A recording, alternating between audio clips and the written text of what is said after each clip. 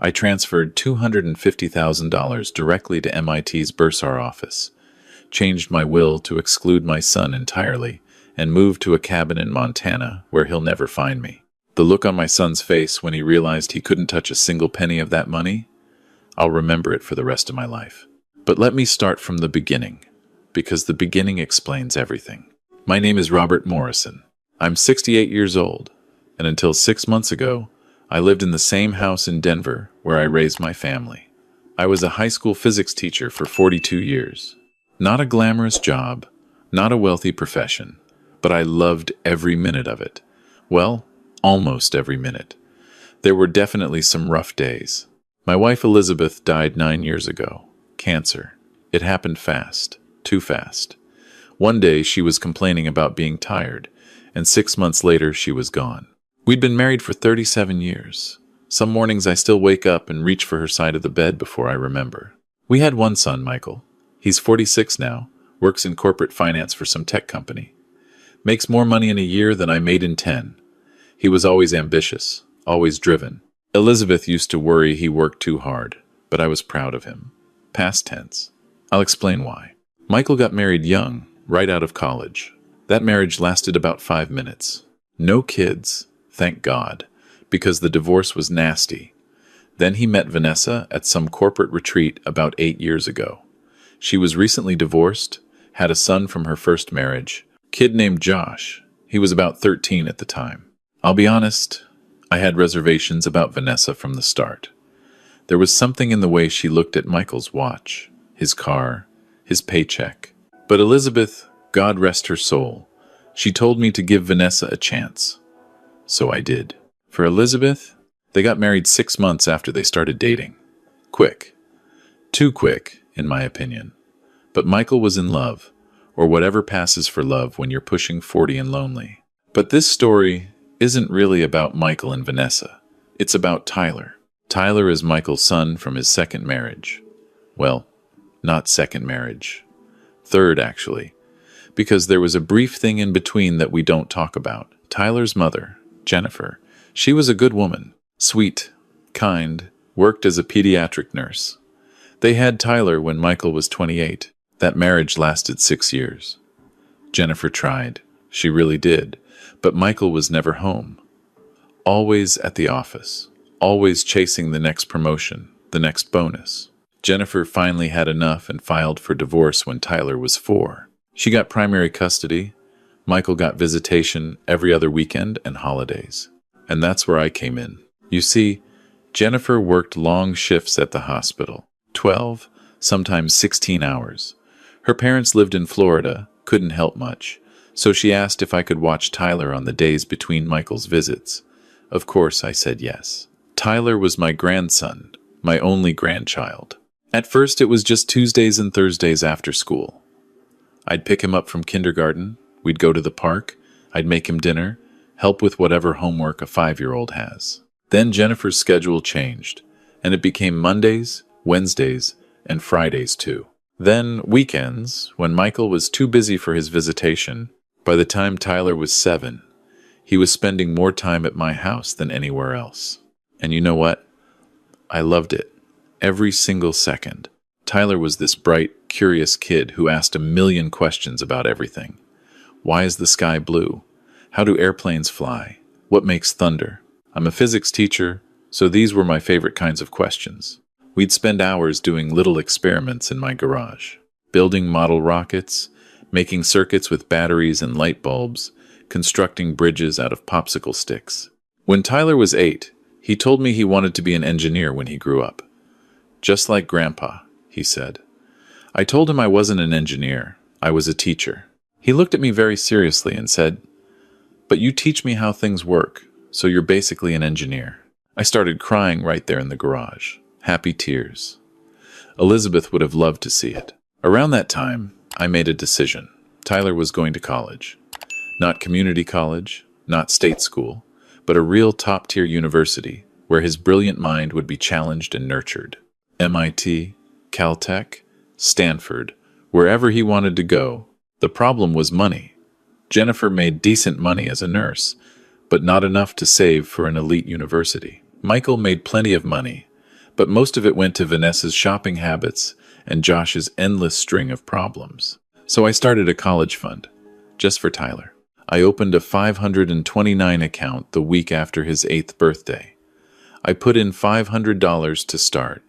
Then I set up automatic transfers, $200 every month from my teacher's pension. Some months, I could squeeze in more. When I got my annual cost of living adjustment, that went straight to Tyler's fund. When I sold Elizabeth's car that I couldn't bear to drive, that money went to Tyler's fund. I didn't tell Michael about it. I didn't tell Jennifer. I didn't tell anyone except my lawyer and my financial advisor. This was between me and Tyler. For 10 years, I built that fund. I was careful, conservative with my investments, mostly index funds, some bonds, nothing risky. This was Tyler's future, not some gambling money. By the time Tyler was 18, that account had grown to $250,000. Every week for those 10 years, Tyler spent time at my house. Even as he got older and didn't need babysitting anymore, he'd come over. We'd work on science fair projects in the garage. He won first place at the regional science fair 3 years in a row. His sophomore year project on renewable energy efficiency was so good, it got him invited to the state competition. I went to every single one of Tyler's school events, every science fair, every academic awards ceremony, every robotics club demonstration. Michael showed up to maybe a quarter of them. He was always too busy, always had some meeting or conference call. Vanessa never came to any of them. Not once. But I was there, always. Last November, Tyler got his acceptance letter from MIT. Full acceptance to their engineering program. He called me before he even told his parents. "Grandpa!" His voice was shaking with excitement. I got in. I actually got in. I was sitting in my living room, and I just started sobbing. Happy sobs, the kind where you can't catch your breath. "Of course you got in," I managed to say. I never doubted it for a second. "I couldn't have done it without you, Grandpa. All those hours you spent helping me with math, with physics, with my applications. You believed in me when nobody else did." We talked for an hour about his plans, what he wanted to study, his dreams of working for NASA or SpaceX someday. It was one of the best conversations of my life. The next day, Michael called me. "Hey, Dad, Tyler told you his news?" "About MIT?" "Of course. I'm so proud of him." There was a pause. "Yeah, well, there's a situation we need to discuss. Can Vanessa and I come by this weekend?" Something in his tone made my stomach drop, but I said yes. That Saturday, they showed up at my door. Michael was wearing his usual expensive suit, even on a weekend. Vanessa had her designer purse that probably cost more than my monthly pension. They sat on my couch like they were about to fire me from a job. "So, Dad," Michael started, doing that thing where he drums his fingers on his knee. He always did that when he was nervous. "Tyler's MIT acceptance is incredible, really incredible. But you know how expensive those schools are." "I do," I said. "MIT runs about $80,000 a year, all in." Michael blinked. "You've looked into it?" "Of course I've looked into it. He's my grandson." Vanessa leaned forward. "The thing is, Robert, we can't afford to send Tyler to MIT. Not with Josh's situation." This was the first time they'd mentioned Josh directly. "What situation?" Michael sighed. Josh dropped out of CU Boulder. He was struggling, academically and, well, socially. He's back home now, trying to figure things out.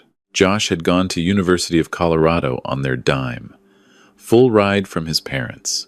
From what Tyler had told me, Josh spent most of his freshman year partying and skipping classes. He'd flunked out by spring semester. "I'm sorry to hear that," I said, though I wasn't particularly surprised. "He wants to go back to school," Vanessa said quickly. "He's been looking at private colleges, smaller environments where he can get more attention. We found a great program in California, but it's expensive." I had a bad feeling about where this was going. "The thing is," Michael said, "we need to be fair to both boys. We can't send Tyler to MIT if we can't also give Josh the same opportunity." I stared at him. Josh had his opportunity. He flunked out. "He made some mistakes," Vanessa said, her voice getting sharp. "He was young. He deserves a second chance." Everyone deserves a second chance, I agreed. But Tyler earned MIT. He spent years working toward it. You can't punish him for Josh's choices. We're not punishing anyone, Michael said. We're being equitable. We have 2 sons. We need to provide equally for both. My blood was starting to boil. Josh isn't Tyler's brother. He's your stepson, Michael. And Tyler isn't Vanessa's responsibility. Vanessa's face went red. Josh is Michael's son, too. No, he's not. He's your son from your first marriage. Michael adopted him legally, sure, but that doesn't erase biology. Dad, that's not fair, Michael said. What's not fair is pretending these boys are in the same situation. Tyler has perfect grades, perfect test scores, got into one of the best schools in the world. Josh partied his way out of a state school. Vanessa stood up. We didn't come here to be insulted. Then why did you come here? Michael cleared his throat. We came to ask for your help. We know you've been saving money. You told me last year you had a good nest egg from your pension. My heart started pounding. And? We need you to help us pay for the boys' education. Both boys? It's only fair. I stood up too. Get out of my house. Dad. I said, get out, both of you. They left, but I knew this wasn't over. 2 weeks later, Michael called again. His tone was different this time. Harder. Dad, we need to talk about your finances. No, we don't. Vanessa and I have been discussing your situation. You're 68 years old, living alone in a big house. You don't need all that space. This is the house I raised you in. This is the house where your mother and I lived for 40 years. I understand it's sentimental, but be realistic. The property taxes alone are eating into your pension. You should sell, downsize to a condo or assisted living facility. You'd have so much more money freed up. Money you think should go to Josh. Money that should go to your grandsons. Both of them. Tyler isn't asking me for money because Tyler doesn't know you have it. But when he finds out you've been hoarding savings while he can't afford to go to his dream school, how do you think he'll feel? That was a low blow, and Michael knew it. MIT offered Tyler a financial aid package, I said. Jennifer told me, grants and scholarships covering about 60% of the cost. The rest he can handle with reasonable student loans. Or you could help him. Unless you'd rather he start his career $50,000 in debt. You make $500,000 a year, Michael. You could write a check for MIT tomorrow and barely notice it. We have expenses. The mortgage on our house, Josh's therapy, Vanessa's. Vanessa's what? Her shopping addiction? Those monthly trips to Paris? You have no idea what our life costs. You're right. I don't.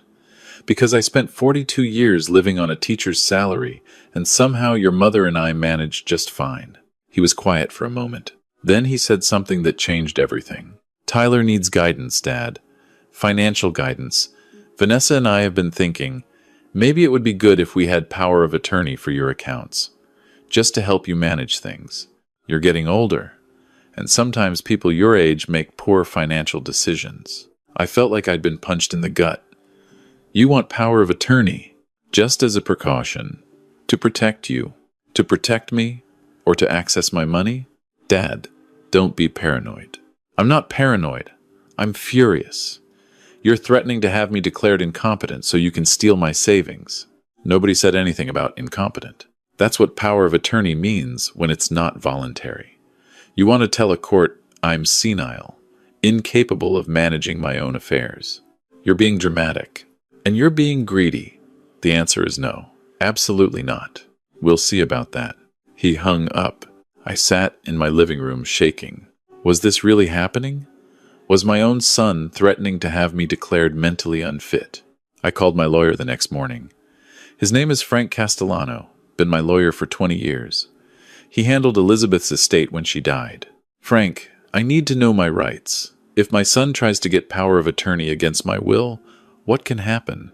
Frank was quiet for a long moment. Robert, has Michael threatened to do this? I told him everything. The demand for money. The suggestion I sell my house. The power of attorney comment. Okay, Frank said when I finished. First thing, you're not incompetent. You're sharp as a tack. But the process can still be initiated if they find a doctor willing to say you're declining mentally. It's happened before to people your age. How do I protect myself? A few ways. First, we update your power of attorney documents to explicitly name someone other than Michael, someone you trust completely. Second, we make sure your will is ironclad. Third, and this is important, we create a clear paper trail showing you're of sound mind. Medical evaluations, cognitive tests, the works, and Tyler's college fund, that 529 account is in your name, correct? Tyler is the beneficiary? Correct. Then legally, Michael can't touch it. Even if he somehow got power of attorney over your finances, education accounts have different rules. The money can only be used for Tyler's qualified education expenses. What if I wanted to transfer the money directly to MIT instead? Frank paused. You could do that. It's called a qualified distribution. You'd pay MIT directly for Tyler's tuition, room, board. That way, the money never touches your bank account where Michael could see it, and it definitely never touches Tyler's account where Michael might try to claim it. An idea was forming. Could I do that without telling Michael? The 529 is your account.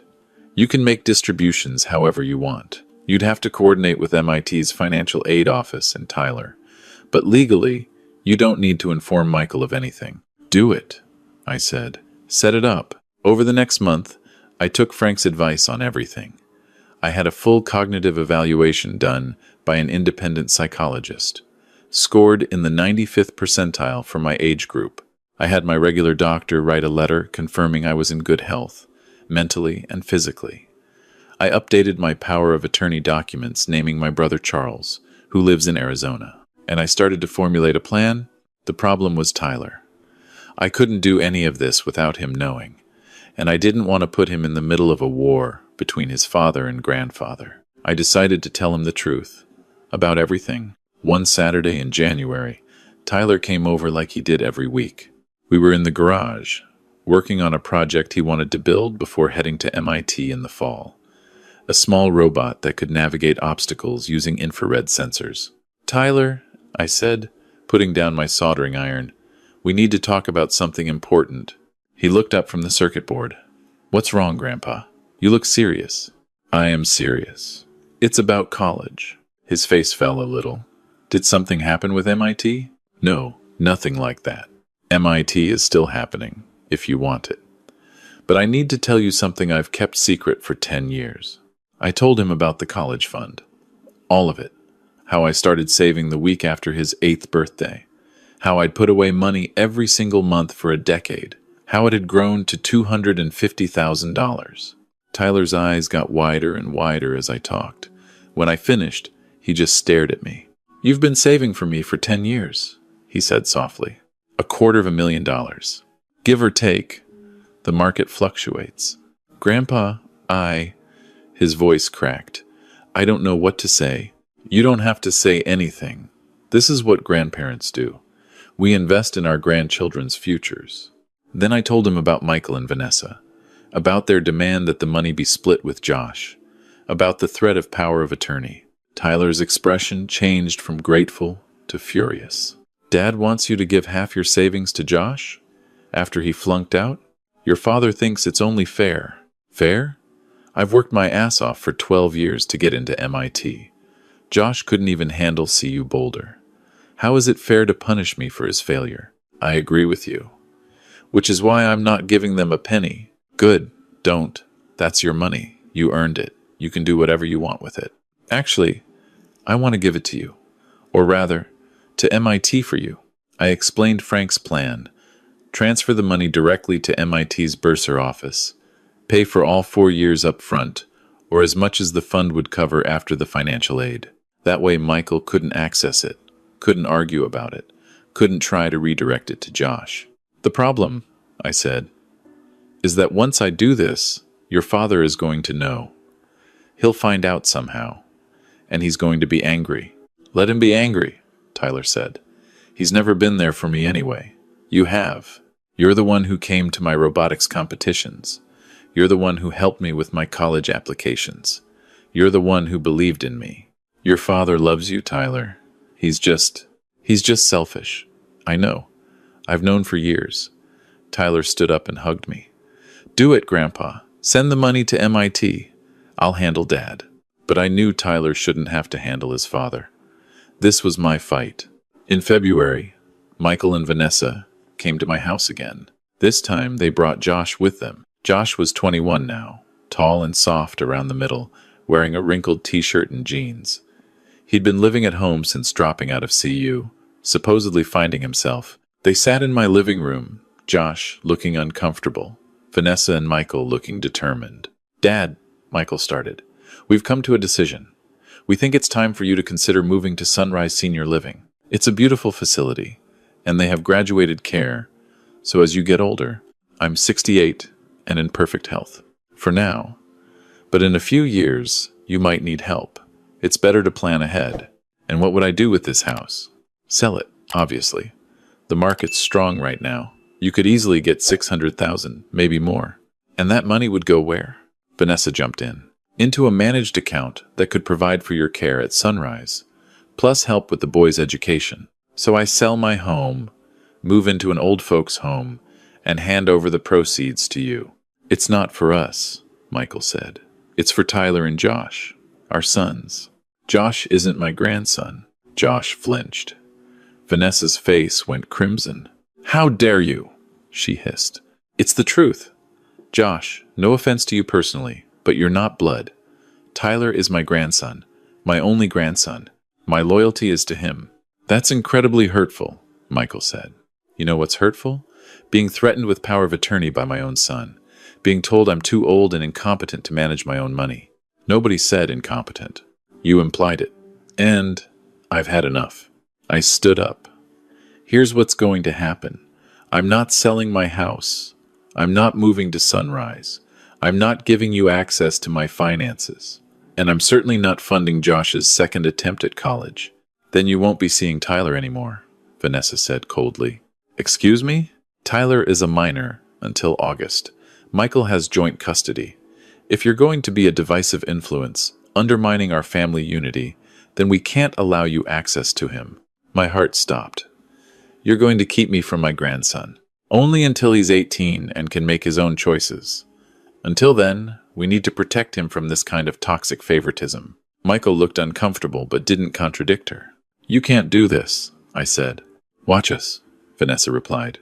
They left. Josh didn't say a word the entire time, just followed his mother out like a puppy. I called Tyler that night. It went straight to voicemail. I tried texting. No response. I drove to Jennifer's house. She answered the door looking stressed. Robert, I'm sorry, Michael called. He said there was some kind of conflict about money, and until it's resolved, he doesn't want Tyler seeing you unsupervised. Unsupervised? I've been watching Tyler since he was 4 years old. I know, but legally, Michael has a say. If I let you see Tyler against his wishes, he could file for primary custody, claim I'm not respecting his parental rights. So, you're going along with this. I'm protecting my son from being in the middle of a custody battle. She looked miserable. I'm sorry, Robert, I really am. Once Tyler's 18, he can do what he wants. It's only a few more months. 7 months. I had to wait 7 months to see my grandson. I went home and called Frank. They're blocking me from Tyler, I told him. Michael's using custody rights to keep me away. That's legal, unfortunately. As a grandparent, you don't have automatic visitation rights. So what do? You wait. Tyler turns 18 in August. The second that happens, he's an adult, and Michael can't control who he sees. And in the meantime, you protect your assets. Because I guarantee Michael isn't done trying. Frank was right. 2 weeks later, I got a certified letter from an attorney. Not Michael's personal lawyer, but some high-powered firm in downtown Denver. The letter informed me that Michael Morrison and Vanessa Morrison were concerned about the welfare and cognitive capacity of Robert Morrison. They were requesting a formal evaluation to determine if I was capable of managing my own affairs. They'd found a doctor willing to say I might have early-stage dementia. I showed the letter to Frank. He read it and swore. This is aggressive. They're really going for it. Can they win? Not if we fight back. We have your recent cognitive evaluation showing you're perfectly fine. But this is going to get ugly, Robert. Court battles, lawyers, maybe even a public hearing. Are you prepared for that? I thought about Tyler, about not seeing him for 7 months, about Michael trying to steal my savings to fund his stepson's second chance, about being threatened and manipulated and treated like I was senile. I'm prepared, I said, but I'm also done playing defense. It's time to go on offense. What are you thinking? I want to transfer Tyler's college fund to MIT immediately. Today, if possible. I want to change my will to exclude Michael entirely. And I want to make it very clear that I am of sound mind and know exactly what I'm doing. Frank smiled. Now you're talking. Let's do it. The next day, I had a video call with MIT's financial aid office. I explained the situation, that I wanted to make a direct payment from my 529 account to cover Tyler's expenses. The financial aid officer was incredibly helpful. We can definitely accept a qualified distribution. For the amount you're describing, it would cover Tyler's tuition, room, and board for approximately 3.5 years. Combined with his scholarship and grants, he'd graduate debt-free. Perfect. How do we make this happen? I'll need Tyler to sign some forms authorizing us to discuss his account with you. Can you have him contact me? I can't at the moment. His father and I are having a disagreement. The officer paused. Is Tyler aware of this fund? Yes. I told him about it in January. And he wants to accept it? Absolutely. Then here's what we can do. I'll send the authorization forms directly to Tyler's email. He can sign them electronically and send them back. Once we have that, we can process the distribution. I had Tyler's email from our regular correspondence, but I hadn't been able to reach him since Michael cut off contact. I sent Tyler an email. The subject line was, "Urgent, college money." Tyler, I know your father is preventing us from talking. I understand you're in a difficult position, but I need you to check your email from MIT. They're going to send you forms to authorize payment from your college fund. Please sign them and send them back immediately. This is important. Once this money is transferred, it's protected. Your father can't touch it, can't redirect it to Josh, can't use it as leverage. It's yours, for MIT, forever. I love you, and I'm fighting for you, Grandpa. I hit send and waited. 3 days later, Frank called me. Robert, MIT confirmed they received Tyler's authorization forms. The transfer is processing. $250,000 will hit MIT's account by the end of the week. I actually started crying. Tyler signed them. He did. That kid's smart. He knew what you were doing and protected himself. Have you heard anything from Michael's lawyers? Oh yeah. They're furious. They found out about the transfer somehow. They're threatening to sue you for misappropriation of family funds. Can they do that? Nope. The 529 account was in your name. Tyler was always the beneficiary. And you made a qualified distribution for educational purposes. It's textbook legal. They don't have a leg to stand on. What about the dementia evaluation? We're countering with your recent cognitive assessment. I've also lined up 3 character witnesses, including your doctor, your financial advisor, and your former principal from the high school where you taught. We're going to bury them in evidence that you're competent. Good. There's one more thing. Do you still want to change your will? I thought about it. Michael was my son, my only child. Elizabeth would be heartbroken to see us like this. But Elizabeth wasn't here, and Michael had chosen Vanessa and Josh over his own father and his own son. Change it, I said. Everything goes to Tyler. Michael gets nothing. Frank was quiet. You're sure? This is pretty final. I'm sure. We drafted a new will. Everything I owned, the house, my pension, my life insurance, my savings, all of it would go to Tyler when I died. Michael was explicitly excluded. I signed it on a Wednesday afternoon in Frank's office. He had 2 witnesses present, both of whom attested that I was of sound mind and not under duress. It's done, Frank said. Michael is out. I felt lighter than I had in months. The court hearing about my cognitive capacity was scheduled for April. Michael's lawyers presented their case, a doctor who'd never examined me, claiming I exhibited signs consistent with early cognitive decline. Frank destroyed them. He presented my recent evaluation, my doctor's testimony, my former principal who talked about how I'd successfully managed the school's physics department budget for years. He presented bank statements showing careful, consistent financial management. He even had Tyler's robotics coach testify that I'd been helping Tyler with complex engineering problems just months ago. The judge took about 5 minutes to rule. Mr. Morrison clearly demonstrates full cognitive capacity. This petition is denied. Furthermore, I'm troubled by what appears to be a financially motivated attempt to gain control of Mr. Morrison's assets. Petitioners are ordered to pay all court costs and attorney fees. Michael's face went white. The court costs and fees totaled nearly $40,000. Vanessa stormed out. Michael followed her. Josh trailed behind them, looking miserable. I went home and poured myself a whiskey, the first drink I'd had since Elizabeth's funeral. In June, 2 months before Tyler's 18th birthday, I made another decision. I was done with Denver. Done with this house where every room reminded me of happier times. Done with the possibility of running into Michael and Vanessa at the grocery store. I put the house on the market. It sold in 3 days for $620,000. I paid off the tiny remainder of my mortgage and netted almost $600,000. I didn't tell Michael. I didn't tell anyone except Frank and my brother Charles. I started looking for a new place to live, somewhere far from Denver, somewhere Michael would never think to look. I found a cabin in northwestern Montana, about 40 miles from the Canadian border. Small town called Eureka, population about 1,000 people. The cabin was on 20 acres of forest, had a workshop in the basement, and cost me $180,000 cash. I bought it sight unseen. In July, I packed everything I cared about into a moving truck. Elizabeth's photo albums, my tools, my books, Tyler's science fair trophies that I'd saved over the years. Everything else I sold or donated. On August 1st, Tyler turned 18. I sent him an email at midnight. Tyler, you're an adult now. Your father can't control who you talk to anymore.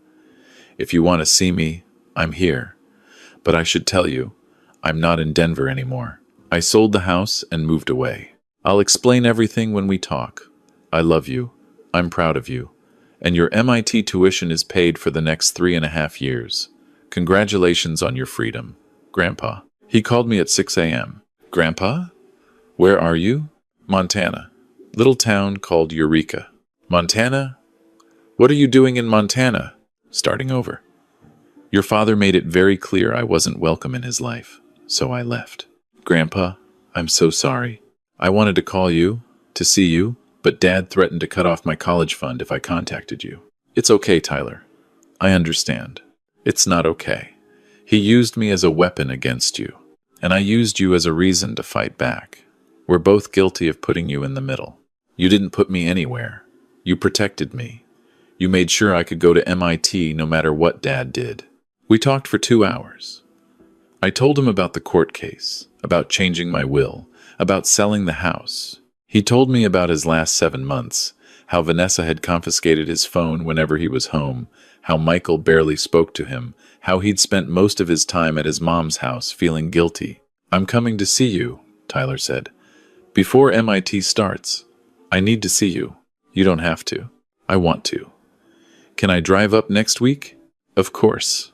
I'd love that. Tyler arrived on August 10th, driving his beat-up Honda Civic that I'd helped him buy when he turned 16. He pulled up to the cabin and just stared. Grandpa, this place is incredible. We spent 4 days together. We hiked in the mountains.